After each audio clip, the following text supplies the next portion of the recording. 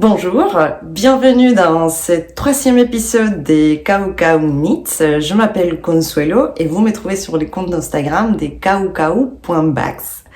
Donc j'avais dit dans les épisodes précédents que les noms de mon compte Instagram et les noms de ma chaîne YouTube étaient Coco Knits, Coco Bags. Parce que je les prononçais en français. Mais en fait, je tiens à faire une petite précision que les mots, on les prononce kaucau, kaucau.bags, kaucau knits. C'est un mot qui provient de la langue mapudungun, c'est la langue du peuple originaire du sud du Chili, les Mapuche. C'est les peuples originaires les plus présentes maintenant au Chili, parce que malheureusement d'autres peuples originaires ont déjà disparu. Et donc, l'espagnol que l'on parle au Chili, vous allez trouver qu'il y a plein de mots qui proviennent de cette langue. Et donc, j'ai voulu garder un tout petit peu de leur présence sur ma chaîne et sur mon compte Instagram. Kaucau veut dire mouette en mapudungun. Et comme je m'identifie beaucoup avec les oiseaux, ben voilà. Donc, voilà. Allez sur le compte Instagram des kaucau.bags et bienvenue dans ma chaîne YouTube Kaucau Knits. Dans cet épisode, je vais vous parler donc des Mom Pink Velvet Sweater que je porte aujourd'hui, même s'il fait très chaud aujourd'hui dans le sud, je les porte quand même. Et je vais vous parler aussi de mes projets en cours, notamment les châles de Stefan West et toutes les aventures que j'ai eues avec, et aussi de quelques projets que j'ai en tête pour cette période des printemps-été qui arrive. Donc voilà, on va commencer tout de suite et je vais d'abord quand même remercier de tout l'accueil qu'il y a eu les deux épisodes précédents. Merci beaucoup pour tous vos commentaires, vos messages. Ça fait vraiment plaisir de les lire. Et n'hésitez pas vraiment à m'écrire si vous avez envie d'écouter de quelque chose en particulier. J'ai commencé à faire aussi des mini tutoriels que j'en ai deux encore en tête que je devrais faire aussi. Mais bon, les temps passent vite. Je suis professeur d'espagnol, j'ai tricote, j'ai fait la couture aussi, donc pour fournir ma boutique. Et là, j'ai passé pas mal du temps aussi en couture à transformer 2-3 vêtements que je voulais récupérer. Et aussi dans la conception des pochettes, de nouvelles pochettes que je vais intégrer dans la boutique. J'aurais besoin de vos avis aussi, donc on va parler de ça un peu plus à la fin de cet épisode. Et bon, j'ai pas beaucoup tricoté pendant ces mois, hein, parce que j'ai aussi fait d'autres choses. Mais bon, je dois dire que j'ai été en déplacement aussi. Je suis allée à Marseille quelques fois et aussi du côté du Cahors. Donc, je profitais aussi pas mal les trains pour avancer dans mes tricots. Et les trains, les attentes, les trains en retard, les trains supprimés et tout ça que vous connaissez très bien, j'imagine. Et oui, je dois dire qu'à cause d'un train supprimé que j'ai eu, j'ai perdu mon bonnet. Les bonnets que je vous ai montré l'épisode précédent que j'avais tricoté dans l'avion de retour pour le Chili, je l'ai perdu. Et je suis vraiment dégoûtée. Mon train avait été supprimé, j'ai dû prendre du coup 3 trains au lieu d'un seul, et quand je voyage toute seule, en fait, je suis toujours un peu nerveuse parce que j'ai tendance à perdre mes affaires. Donc je fais toujours gaffe, et même en faisant gaffe, j'ai perdu mes choses. Et du coup, j'ai perdu mon bonnet que j'ai eu le temps de porter une seule fois. Heureusement, je l'ai porté. J'ai des photos avec et tout, mais je l'ai perdu. Donc du coup, je vais devoir tricoter une autre. Je pensais faire des mitaines, des gants avec les restes de la laine, les restes de la pelote qui m'est resté. Mais bon, du coup, je referai le même bonnet. J'espère juste que la personne qui l'a trouvé va les porter et va l'apprécier vraiment, parce qu'en plus il sentait super bon encore les savons du blocage. Je suis vraiment triste. Mais bon. Et donc j'ai profité donc pour avancer dans mes projets et non, je vais vous parler d'abord de ce que je porte. Hein. Je vais vous parler de mon Pink Velvet Sweater donc de Andrea Mowry. Il est tricoté, je vous avais dit déjà les laines qui c'est l'Alpaga 3 de Isager dans cette bleue et la laine de Queen Fiber. Qui s'appelle Melted Suri, quelque chose comme ça, je vais vous l'écrire comme ça, dans une couleur qui s'appelle Frost. C'est des laines que j'avais achetées à Amsterdam.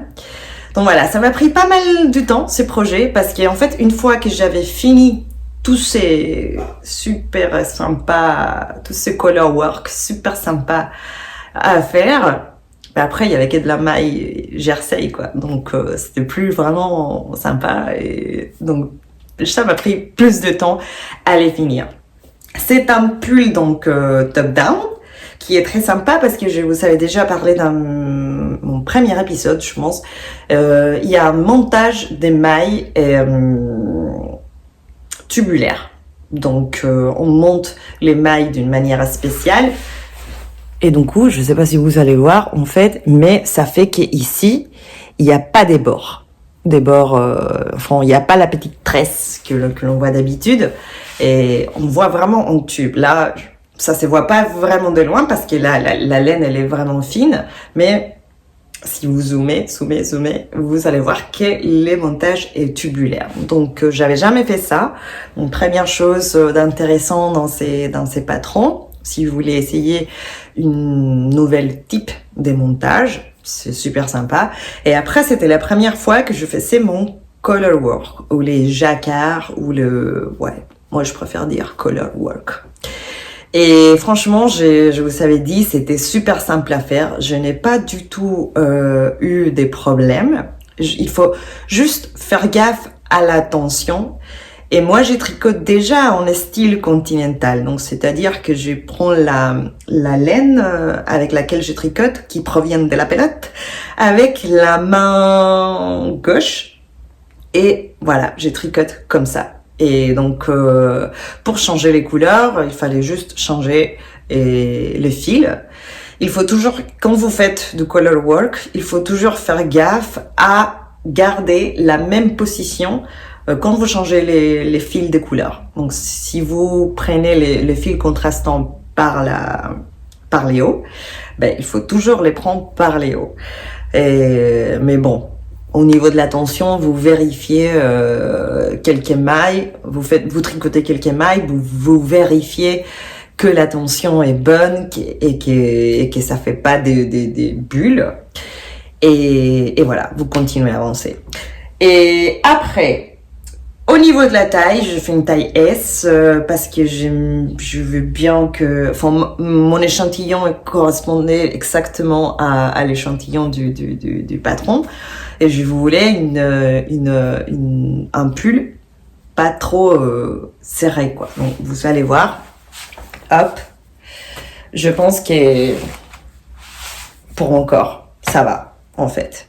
Et j'ai réussi à faire la longueur. Alors, la petite histoire, évidemment. J'avais déjà tout fini, le bas du pull, avec un rabattage des mailles tubulaires, donc super long, avec l'aiguille et tout. Et je l'avais déjà tout fini, j'avais commencé les manches. Et je me suis rendu compte qu'il était un peu court. Je vous ai montré quelques photos dans mes stories. J'avais même posé la question, est-ce que vous trouvez si c'est court? Bon, c'était un peu moitié-moitié. Mais finalement, je l'ai essayé et oui, pour moi, il était trop court. Même, je pense qu'après le blocage, il n'allait pas trop s'allonger. Donc, j'ai décidé de défaire les rabattages et l'allonger. Mais quelqu'un d'entre vous aussi, j'avais vu plusieurs fois sur internet, m'avait parlé d'une technique dans laquelle on prend juste les mailles avant la bande rib, la bande élastique, on les prend avec une aiguille, j'ai pas une aiguille à la main, mais on va faire Là, j'ai une vieille aiguille. Et on reprend toujours les mêmes côtés, comme ça, avec les mailles. Hop. Je vous montre, je vous laisse ici une petite vidéo, hein. J'avais enregistré les moments où je faisais ça. Donc, comme ça, vous allez comprendre un peu mieux. Et on coupe les tissus, enfin, on coupe les tricots, et pour enlever toute cette bande élastique, et comme on avait repris toutes les mailles sur l'aiguille, et on pouvait commencer à tricoter pour l'allonger et ensuite refaire la bande rib, la bande élastique. Donc j'ai voulu tester cette technique, j'ai regardé plusieurs vidéos pour voir comment c'était. Mais en fait, la laine que j'ai utilisée ici, c'est une laine d'alpaga. Donc ça a cet effet un peu poilu. Bon, je sais pas si vous les voyez. Ouais, il y a des petites poils qui ressortent. Et c'est une laine très fine. Donc, pour reprendre les mailles dans une aiguille et faire gaffe que ça soit toujours les mêmes rangs des mailles, c'était compliqué. Ça m'a pris pas mal de temps. Et finalement, je ne sais pas si j'ai bien coupé le tricot ou pas. Parce qu'à la fin, je me suis retrouvée. Vous allez voir. Bon, j'ai réussi à enlever toute la bande élastique qui est là. Voilà, ça c'était la vieille bande élastique. Et en fait, j'ai pensé que cette technique allait me prendre moins de temps que si jamais j'ai décidé de faire mon rabattage tubulaire et tirer les fils. Et voilà, de faire maille par maille et comme ça reprendre maille par maille les aiguilles. On va y arriver avec mon français. Et je pensais que ça allait me prendre moins de temps, mais finalement pas du tout, parce que une fois que vous récupérez toutes vos mailles sur l'aiguille, vous coupez votre tissu, votre tricot avec une aiguille qu'on utilise pour fermer. Voilà, pour cacher les fils et tout, donc une aiguille toute fine. Vous devez tirer les fils à chaque fois pour se débarrasser de la bande élastique. Donc finalement, ça m'a pris la même quantité de temps. Et je sais pas si j'ai bien coupé les tissus. Je sais pas, je sais pas s'il y a un d'entre vous qui l'avait déjà fait. Mais j'ai voulu récupérer toute cette laine quand même. Mais en fait, la seule manière de le récupérer, c'est qu'avec une aiguille, je cherche le fil et je tire les fils maille par maille. Donc c'est 2 fois le travail, quoi. 2 fois le travail. Si j'avais défait mon rabattage tubulaire, je le refais une seule fois et j'aurais récupéré toute la laine. Et voilà, j'aurais pu continuer à tricoter, l'allonger et refaire la bande élastique. Mais là, franchement, je sais pas si je vais avoir la patience de trouver les fils, de le défaire. Donc je sais pas. Je suis un peu déçue d'avoir testé cette technique. En plus, ça m'a pris tout le week-end dernier. Mais bon. Et j'ai encore toute cette morceau qui est bon, je sais pas, j'aimerais bien le récupérer quand même pour faire un échantillon ou quelque chose, quoi. C'est de la bonne laine. Donc je pense qu'un jour je vais les défaire pour les récupérer. Il me reste quand même presque la moitié d'une pelote de cette laine bleue, donc peut-être je pourrais refaire quelque chose. Je sais pas, je suis un peu déçue de cette technique. Alors, pour les découpages tricot, moi, je sais pas, dans ma vie de tricoteuse, j'ai vu qu'on peut couper le tricot dans 2 occasions. Une occasion, c'est quand on veut allonger les garments, les pulls, dans ces cas-là, quand on veut l'allonger et on découpe pour se débarrasser de la bande élastique et voilà, continuer à tricoter. Donc, c'est ce que je fais, qui m'a pris trop de temps. Et la deuxième fois, c'est quand on veut faire des cardigans, en fait. Notamment quand on tricote des cardigans avec ce type de technique de color work. Parce que Quand vous tricotez du color work, je vous avais dit, il faut faire très attention à la tension du tricot. Et quand on tricote en circulaire, on réussit à avoir quand même une tension plus uniforme que quand on tricote back and forth, enfin à plat. Et donc, il y a pas mal des patrons, des cardigans qui vous disent allonger quelques mailles en centre, et qu'après vous allez découper entre ces mailles pour ouvrir les cardigans et tout en le renforçant avec un crochet et une autre laine, et après pour cacher tout ça ils coudrent une bande, un ruban pour cacher la couture, et apparemment ça fait que les tricots, la tension soit beaucoup plus uniforme et soit beaucoup plus jolie. J'ai envie de tester ça. Cette technique s'appelle steak en anglais. Je sais pas du tout comment on dirait ça en français. J'ai un projet en tête pour ça, mais bon, c'est pas encore les moments, et je pense que je vais attendre l'automne prochain pour prendre mon cardigan et tester cette technique. Bon, en tout cas, la technique découpage tricot pour allonger, je suis un peu déçue. Je pense que je me suis mal pris et que j'ai voulu le faire trop vite. J'ai voulu économiser du temps, et bien finalement, pas du tout. J'ai pas du tout économisé du temps, et je me suis retrouvée avec un bout du tricot que je sais pas. Je dois démêler un jour. Mais pour les restes pour les restes du patron, je suis très contente. Vraiment, je vous encourage à les tricoter si vous n'avez jamais fait de color work. C'est très simple. En plus, c'est très joli. Après, vous allez voir que, en fait, la laine contrastante, c'est de la baby suri avec l'alpaga, là.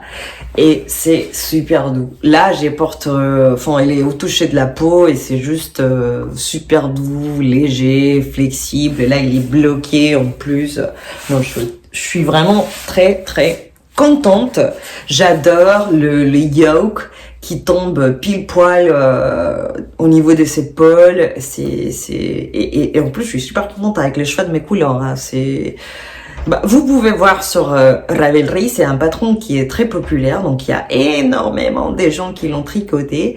Allez voir sur les projets, quand vous allez sur les patrons de Ravelry, à votre droite, il y a une colonne qui dit projet, et là vous pouvez voir tous les projets que les autres personnes ont fait. Donc vous pouvez trouver de l'inspiration pour les couleurs, la laine, tout. C'est quelque chose que je fais toujours quand je décide de faire un patron de Ravelry. Je regarde toujours ce que les autres personnes ont fait, les laines qu'ils ont utilisées, des petites observations, des petites notes.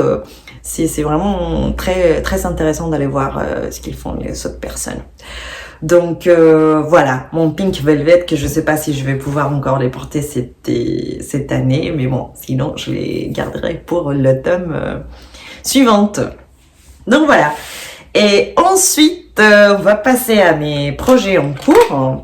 C'est le seul projet que j'ai fini pendant ces mois, mais bon, je fais d'autres choses aussi, hein, je vous dis. Hein.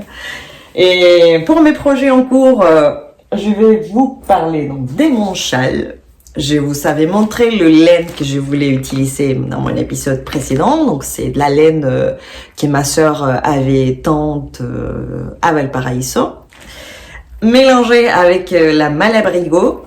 Et je vous avais montré aussi une laine des Cup Knits que je voulais utiliser pour ces châles. Finalement, je l'ai changé parce que la combinaison de couleurs j'étais pas très convaincue avec la combinaison des couleurs. Du coup, j'avais une autre laine une laine de Camarose Merinos, la Yaku, et que j'ai décidé d'utiliser. Je vais vous montrer pour les projets. Donc c'est un projet qui en tricote avec 4 couleurs.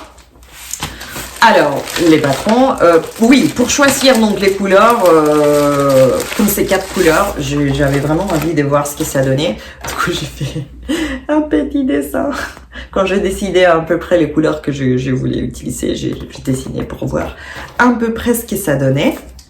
Bonne idée si jamais vous avez un projet qui mélange beaucoup de couleurs. Pour décider quelles sont les couleurs A, B, C, D, c'est bien de faire un petit dessin. Et les châles, donc il est là. Allez, hop. Alors, je fais exprès d'utiliser un long câble pour pouvoir vous montrer. Alors, j'avais vraiment envie d'un peu de challenge, je vous disais, pour les tricots. Et je trouve que tricoter un châle, c'est vraiment super sympa à faire. Parce que, déjà, il y a toutes les couleurs. Vous voyez, hop.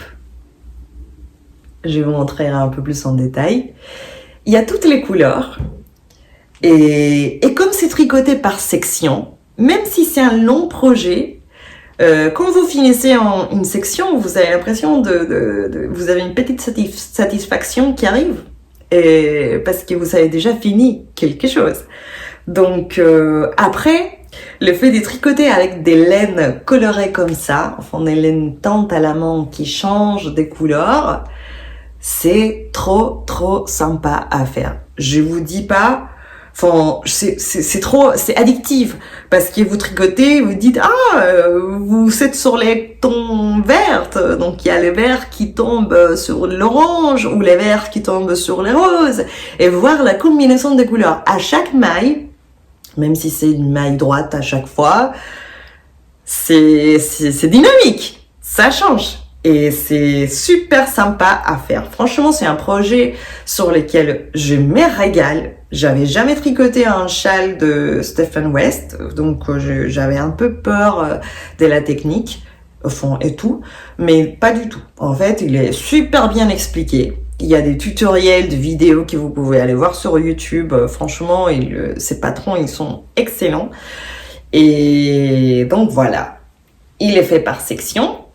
Ici, cette bande de couleurs, c'est ici la laine que j'avais changé de couleur. J'avais une rose qui était un peu plus foncée et ça allait pas trop en fait avec les restes des couleurs. Donc du coup, j'ai décidé de les changer pour cette corail des Camaros, la Yaku, qui c'est aussi une laine 100% mérinos. Une très bonne laine qui n'est pas très chère et qui est super agréable à tricoter. Donc j'ai changé ça pour les couleurs solides. L'autre couleur solide, je vous avais dit, c'est la Malabrigo Lace, qui est, voilà, c'est une Malabrigo Lace. Lace, ça veut dire qu'elle est un peu plus fine que la laine Fingerling. Donc ce que je fais pour avoir les mêmes échantillons à peu près, c'est la tricoter double. Donc je commence ici. Et cette partie-là, je l'ai tricotée en double pour avoir à peu près les mêmes épaisseurs que les autres laines. Pour les autres, je les tricote dans une seule file. Et voilà, après c'est des rangs raccourcis pour faire en sorte d'avoir plus de couleurs ici qu'ici. Vous voyez? Et donc la première section, voilà, c'est uniquement des rangs raccourcis qui sont séparés par la petite bande verte, celle-là, ici et là-haut. Et voilà, donc ça c'est toute la première section que j'ai réussi à finir pendant mon voyage à Cahors.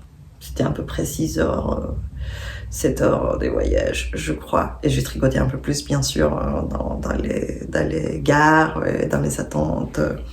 Voilà. Après, j'ai bien m'amusé à cacher tous les fils, vous voyez. Mais bon. Et j'ai commencé la deuxième section, qui c'est la section brioche. Alors, brioche, c'est cette technique que l'on tricote avec 2 couleurs. C'est une technique un peu compliquée, je veux dire, si vous avez jamais fait. C'est parce qu'il y a des logiques qui sont différentes. Donc, par exemple, on va tricoter avec 2 pelotes de couleurs. Un rang, ça veut dire que vous allez et que vous revenez. Et ça, c'est un rang. Pourquoi? Parce que vous arrivez à la fin de votre rang avec en couleur. On va dire, là, je tricote avec cette couleur. Hop. que je vous ai déjà montré. Il est super joli, non? Bleu, vert, orange, jaune, c'est magnifique. Donc, je tricote tous les rangs avec cette couleur. J'arrive à la fin de mon rang. Et au lieu de tourner mon ouvrage, je le tourne pas. Ce que je fais, c'est que je vais glisser toutes les mailles. Je glisse toutes les mailles à l'autre aiguille. Et là, je vais ajouter une autre couleur qui, dans ces cas-là, c'est les roses. C'est les mêmes corail des Camaros. Donc, ça fait qu'on a un tricot réversible. Ici, vous voyez les petites tresses. Les couleurs principales, c'est les vertes. Et de l'autre couleur, la couleur principale est le corail. Donc, j'avais déjà tricoté à peu près tout cela. Ça, c'est le côté droite de mon châle. Donc, j'avais déjà tricoté à peu près tout ça, des brioches. Mais j'ai continué, enfin, j'ai suivi les instructions du patron. Prenez les couleurs A pour faire ça et ensuite les couleurs B pour faire ça. Enfin, j'ai dit A ou B, mais je sais pas si c'était C ou D. Mais bon, prenez telle couleur pour faire ça. J'ai suivi exactement ça. Et ça a donné ça sur les côtés droites de mon châle. Et j'étais pas très convaincue, en fait. Parce que j'ai trouvé que cette rose-là, il était un peu trop fléchant, quoi. Trop... déjà, les châles, il est... Voilà, enfin, on va me voir arriver là où j'arrive, je pense, avec mon châle. Et en plus, les petites bandes corail, comme ça, je trouvais que c'était un peu too much. Donc, mais bon, j'avais déjà tout ça. J'avais déjà tricoté tout ça. Mais bon, une petite erreur de déconcentration, ça a fait que j'ai dû défaire quelques rangs. Et en fait, pour rattraper les rangs du tricot, quand vous tricotez en brioche, c'est une misère. C'est super compliqué à le faire. Donc je me suis dit, bon allez, j'ai défait tout et je vais changer, je vais renverser mes couleurs. Comme ça, j'aurai les côtés verts, que j'aime beaucoup, vert, orange, voilà, sur les côtés droites de mon châle. Et c'est ce que j'ai fait. C'est pour ça, là, normalement, j'aurais pu avoir déjà fini cette section et commencer la suivante. Mais bon, j'ai tout défait. Et voilà. Comme ça, au moins, j'ai les couleurs que j'aime sur les côtés droites. Voilà, ça donne à peu près ça. Il me reste encore finir la section brioche et après il y a deux sections encore. Une autre section brioche et les boards à la fin, les petites piques. Cette petite pique pour finir les châles. Et je ne sais pas quand est-ce que je vais le finir. Je n'ai pas envie de me presser avec ces projets parce que voilà, j'ai appris pas mal des choses et c'est un grand projet quand même. Et je me dis, un châle, on peut toujours les porter les soirées en été. Donc voilà, ça ne me presse pas de le finir maintenant parce que je vais l'utiliser maintenant. Pas du tout. Je suis vraiment super contente. C'est la première, comme je vous disais, c'est la première fois que j'ai tricoté un châle de Stéphane West. Et je trouve que les patrons, j'avais peur parce que on voit les choses qu'il fait. Je me suis dit, oh, ça a l'air trop compliqué. Mais franchement, ces patrons sont super bien écrits, super bien expliqués. Allez-y, hein. Je vous encourage à les faire si vous aimez la couleur, si vous aimez ce qu'il fait, quoi. Moi, je trouve qu'avec l'Hélène que ma sœur m'avait donné, il fallait vraiment que je fasse quelque chose de coloré. C'est pour ça que j'ai choisi ces modèles. J'aime beaucoup ce que ça donne. Après, je l'imagine déjà bloqué, tout doux. Ouais, c'est vrai que je vais quand même me dépêcher à le finir parce que j'ai hâte de pouvoir les porter, quoi. Alors, pour la brioche, pour les tricots brioche, c'est une technique que j'avais essayée l'année dernière. Je vais vous montrer ce que j'avais fait en brioche si jamais ça vous intéresse. Attendez, je vais ranger ça parce que sinon après il y a trop les fils. et le laine qui commence à traîner un peu partout. Voilà, j'avais tricoté cette écharpe en brioche pour tester donc cette technique que j'avais vraiment entendu parler. Voilà. Et ça s'appelle, c'est un escarf, alors ça s'appelle Stripy Leaves Scarf de Happy Knitter. Je suis tombée sur ce patron complètement par hasard parce que j'ai cherché un tutoriel pour les brioches et c'est un patron gratuit, je vous laisserai les liens si jamais, et c'est donc les premiers patrons que j'ai fait en brioche. C'est un dessin simple, je veux dire, il est fait par des segmentations et par des réductions et des mailles. Donc ça, c'est les côtés droites. J'aime beaucoup parce qu'automatiquement, ça fait des bords ronds comme ça. Hop. Et l'autre côté, ça fait ça. Donc côté droite et côté envers. Je vous dis pas que c'est super facile à faire, qu'il est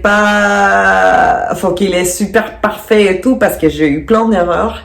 Ça m'a pris presque 1 an de le finir. Je l'ai tricoté avec de laine des Katia. Je me souviens plus les noms. Je vais chercher les étiquettes. Je vous le note ici. C'est l'alpaga aussi avec un mélange de mérinos, je pense. Je vous note ici la laine que j'ai utilisée. Mais c'est important quand même, si vous décidez de les faire, de choisir 2 couleurs contrastants, en fait, pour voir vraiment les dessins du brioche. Là, vous voyez dans les châles, c'est tout droit. Cette ligne, c'était tout droite. Ici, avec les segmentations et les réductions, ça fait des feuilles très, très jolies. Et ça fait cette borde rond, en fait. Et donc voilà, ça m'a pris du temps, ça m'a pris 1 an à le faire. Bah, en attendant, j'avais d'autres projets aussi, mais bon, c'est un écharpe, c'est un tricot tout rond, tout lisse, et je l'avais fait vraiment parce que je voulais tester la technique. Et le fait de tricoter avec 2 fils, ça fait que les tissus soit un peu plus épais, soit un peu plus, même on les voit aussi dans les châles, je vous montre.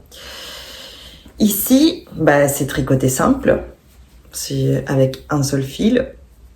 Après, ici au niveau de brioche, la technique de la section brioche, c'est un peu plus matelassé, je sais pas si on peut dire ça, mais il est un peu plus profonde, on va dire, que cette texture-là. C'est vraiment dommage que dans les podcasts, on ne peut pas toucher les trucs. Mais bon, et j'essaye de décrire les mieux ce que je ressens quand je touche les 2 sections du châle. Et sont vraiment, il y a beaucoup plus des coussins, quoi, ce que je veux dire. Donc, pour l'écharpe, c'est pareil. Et je me suis trompée pas mal de fois. Si vous regardez vraiment en détail, vous allez trouver que j'ai quand même dû arranger certaines choses un peu comme ça. Parce que je vous dis, quand vous vous trompez et vous faites du brioche et vous devez sortir les mailles de vos aiguilles, courage pour les remettre, quoi. Courage pour les remettre. Vraiment, c'est super compliqué. Les mailles des brioches, une maille des brioches est composée donc pour les 2 fils. Donc vous voyez, il y a les fils principaux, les couleurs principales, et on va dire qu'il a toujours un petit chapeau de l'autre couleur contrastant. Après, il y a une maille normale, et ensuite une maille double, mais en fait, elle n'est pas... C'est une seule maille qui a les 2 fils. Donc, il faut prendre les 2 mailles. Donc, si vous perdez votre maille, il faut s'assurer vraiment d'avoir chaque maille avec leur petit chapeau de l'autre couleur et que ça soit vraiment prise de bon côté pour que la maille ne soit pas tordue. C'est un travail, c'est un boulot. Mais franchement, je vous conseille. Peut-être si j'avais commencé avec un châle comme ça, enfin une petite section des brioches et tout, et c'est pas mal, hein, parce que c'est vraiment tout simple. Ici, j'ai dû faire des segmentations, des réductions, et c'est un peu plus compliqué, quoi. Mais bon, j'ai voulu du challenge, et je l'ai eu. Mais il est super joli, je trouve, cette écharpe. Et en plus, il est super doux. Je suis vraiment super contente avec les résultats.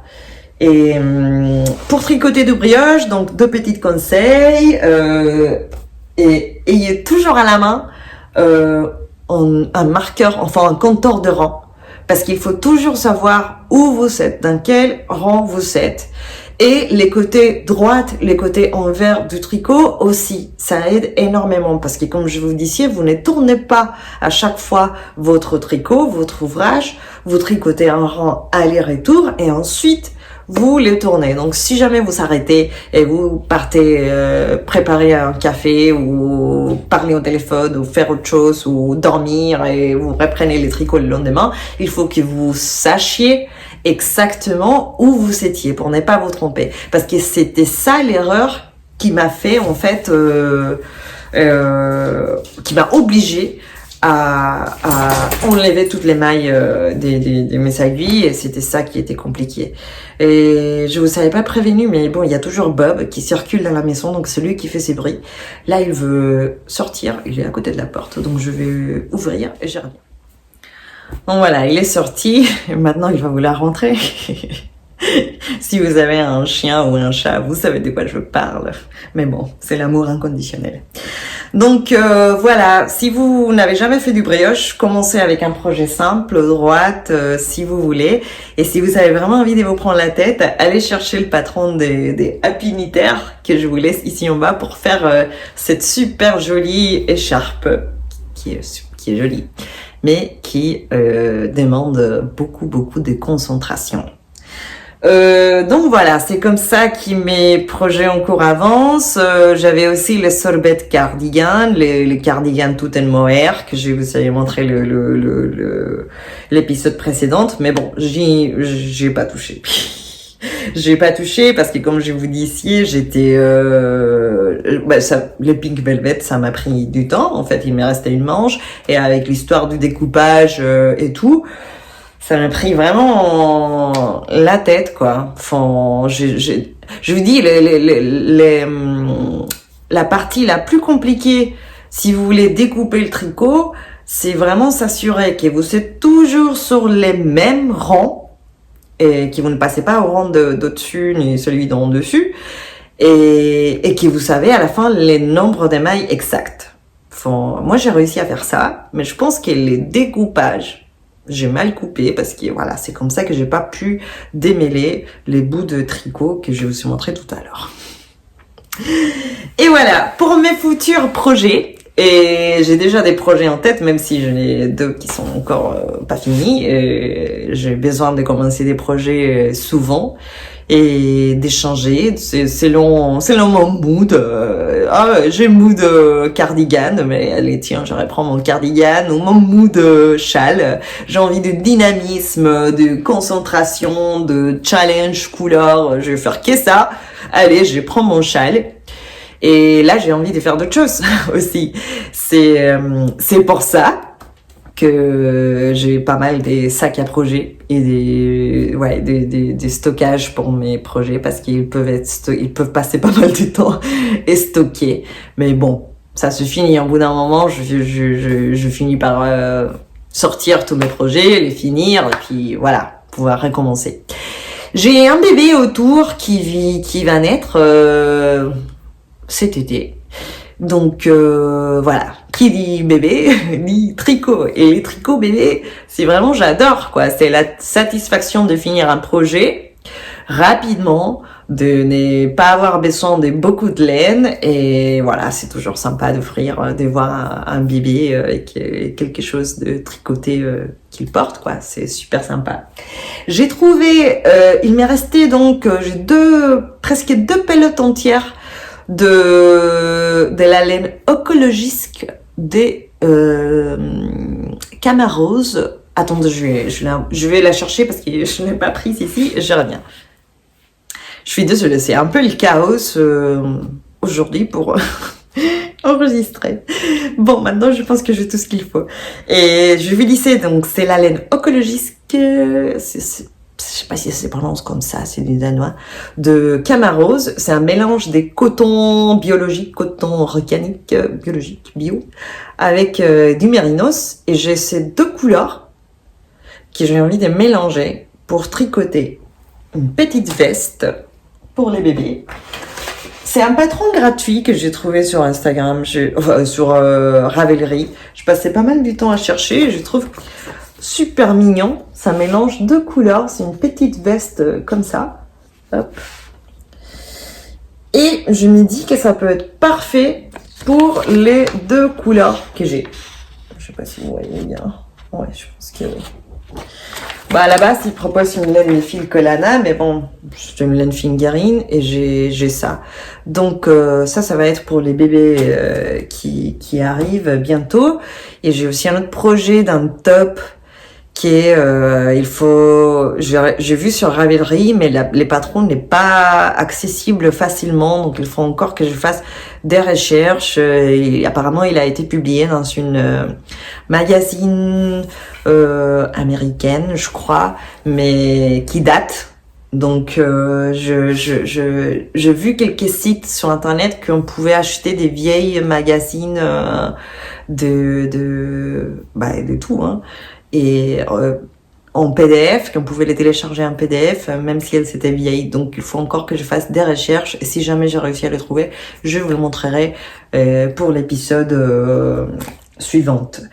Et donc voilà. Et c'est à peu près tout ce que je fais ces mois-ci, hein. Pas grand-chose au niveau tricot, mais je vous dis ici, je suis en train d'imaginer une nouvelle pochette pour la boutique, une nouvelle pochette notamment pour les aiguilles à tricot. Pour moi, c'est super important de bien stocker tous nos matériels. Moi, ma devise, c'est ce qui est le plus important d'un sac ou d'une pochette, c'est ce qu'il y a à l'intérieur. Donc, c'est nos projets ou c'est nos matériels. Et surtout que, vous savez, les matériels tricot n'est pas donné, des bonnes aiguilles, la bonne laine, ce n'est pas donné, donc il faut vraiment bien les protéger et bien les garder. Et il y a aussi pour moi l'importance de que tout soit bien organisé, parce que sinon ça me coupe l'inspiration, quoi. Enfin, moi, je suis professeur à la base et j'ai vraiment besoin de que tout soit à sa place pour pouvoir travailler. Et pour les tricots et la couture, il m'arrive à peu près la même chose. Et c'est pour cela que j'ai créé Kaukau Bags, pour stocker mes projets, mes matériels tricot d'une manière solide, jolie, et qui est au moment d'aller chercher mes aiguilles, d'aller chercher mes projets tricot, que ça soit un plaisir de les savoir, de les ouvrir, de les toucher, tout ça. Donc, je suis en train d'imaginer une pochette voyage, mais pour tous les matériels hors laine, quoi. Enfin, tous les aiguilles. Quand on tricote un projet, un pull par exemple, on a besoin de plusieurs tailles d'aiguilles, des ciseaux, d'un mètre, des anneaux marqueurs, un espace pour ranger votre feuille des patrons. Donc du coup, j'essaye d'imaginer une pochette compacte, mais qui ait tous les compartiments, tous les espaces pour ranger ces types de choses de manière sûre. Donc, je vous montrerai, fur et à mesure ça avance. J'ai déjà fait un prototype parce que voilà, j'ai un prototype en papier. L'idée, c'est que ça soit avec ce type de système, un bouton aimanté, et qu'on puisse l'ouvrir comme ça, hop, et qu'on puisse avoir une section pour ranger nos aiguilles et nos ciseaux, un stylo, et qu'on puisse avoir quand même une autre section ici en bas avec une pochette zippée, parce que ça reste quand même super pratique, une pochette zippée pour les mettre, pour les salles de marqueurs, ou pour tout ça. Donc voilà, là dans ces moments, je suis en train de tester à peu près les tissus, ma machine. Faut que j'ai pas une super machine à coudre industrielle, donc faut que je teste jusqu'à où je peux coudre.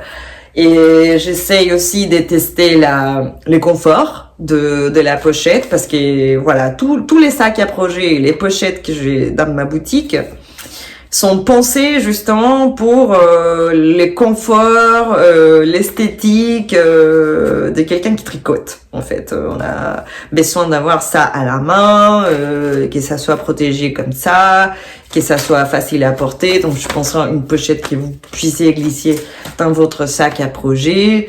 Je sais pas encore si peut-être attaché à votre sac ou quelque chose. Je sais pas. C'est décidé des bases que j'ai et que je suis encore en train de tester. J'ai déjà une pochette un peu plus large qui est pensée ou conçue pour tous les stocks de aiguilles qu'on puisse avoir. Moi, j'ai des aiguilles circulaires plutôt. Enfin, j'ai des aiguilles droites, mais que j'utilise pas vraiment parce que je trouve moins confortable. Mais c'est avec ça que j'ai commencé à tricoter. Et après, j'utilise que des aiguilles circulaires. Mais quand j'ai découvert les aiguilles interchangeables, j'ai commencé à acheter des aiguilles interchangeables. Donc, je me suis retrouvée avec des aiguilles droites, des aiguilles circulaires fixes, des aiguilles interchangeables. Donc, j'ai créé cette pochette pour les personnes un peu comme moi qui ont tout type des aiguilles et que puissent ranger tout ça dans la même pochette. Ça, c'est la pochette que vous trouvez sur commande dans ma boutique. Mais je pense aussi que je vais en faire quelques-uns pour avoir un stock. Là, il y a le jour des mères qui arrive aussi. Donc, c'est pour ça que j'ai pensé à avoir une petite pochette. Une pochette plus compacte. Et c'est ça que j'ai en tête. Mais après, c'est là où je voulais vous demander votre avis. Peut-être une pochette comme ça a l'air trop compliqué et que vous préférez peut-être juste une pochette plus simple comme ceci qui a juste une ouverture et après vous mettez vos boîtes, les ciseaux et tout ça quoi. Je sais pas. Moi je pense que ça va être assez joli. Voilà, ici il y a le prototype. Dans des tissus quand même assez épais. J'essaye de tester aussi ce que je mets à l'intérieur, le centoilage et tout, pour que ça soit, comme je vous disais, bien protégé. Dans celle-là, c'est les prototypes, donc il y a pas mal de choses que je vais changer. Par exemple, la section zip, je vais la mettre en bas et la section aiguille, je vais la mettre ici au milieu. Et voilà, je vous montre pas plus parce qu'elle est pas encore prête, mais c'est à peu près l'idée. Donc racontez-moi comment vous stockez vos matériels, vos aiguilles, comment est-ce que vous faites et qu'est-ce que vous préférerez d'avoir pour restocker vos aiguilles. Et donc voilà, c'est à peu près tout ça ce que j'avais à vous dire aujourd'hui. C'était pas très long, mais voilà, je vous disais les rythmes de cet épisode, c'est un épisode par mois parce que j'essaye quand même d'avancer dans mes projets pour pouvoir vous montrer et vous parler de quelque chose, sinon ça n'a pas de sens. Et voilà, les mois prochains, on va passer quelques jours en Italie pour l'Ascension, donc ça tombe pile poil les derniers week-ends du mois. Donc je sais pas si je vous promets pas d'enregistrer un épisode depuis l'Italie, mais peut-être la semaine suivante. Et comme ça, je me suis dit c'est un petit voyage qui va me permettre de tester mes pochettes, mes idées des pochettes en tête. Et aussi, c'est là où je compte avancer avec donc mon châle qui est stocké ici et la petite veste pour les bébés que je vous ai parlé. Donc, comme d'habitude, je vous laisse tous les noms des patrons, des designers, des sites ici dans la barre des commentaires. Si vous avez aimé cet épisode, merci de m'avoir regardé jusqu'à la fin et n'hésitez pas à me laisser vos commentaires et à vous souscrire à la chaîne et je vous retrouve pour un nouvel épisode le mois prochain des Kaou Kaou Knits. Allez, ciao ciao!